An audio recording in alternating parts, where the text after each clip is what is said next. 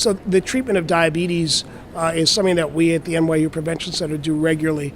Many cardiologists don't find themselves eager to treat diabetes, and I think this is a mistake because this is an integral part of the risk for atherosclerosis and cardiovascular disease.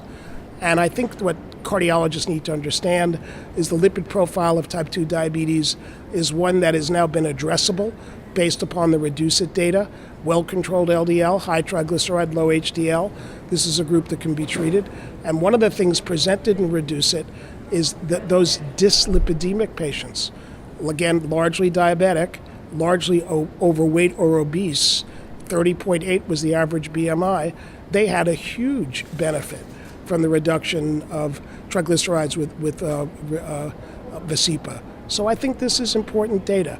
I think that cardiologists need to get their hands around the idea that this is something that they can treat, they should treat, and that these are drugs that can have a huge benefit in cardiovascular outcomes. It's a very exciting time. We have been very active in this space.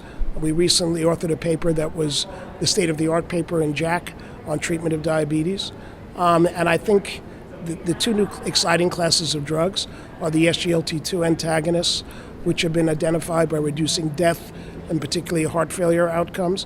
And then what I'm very excited about is the GLP-1 agonists that are able to allow for more effective action of insulin in patients with type 2 diabetes, but they also favorably impact obesity, they favorably impact lipids, and as such, not surprisingly, they favorably impact ischemic events. So this is all very exciting for me because these are drugs that's sort of like friends with benefits. They'll lower cholesterol, but they also handle many other things.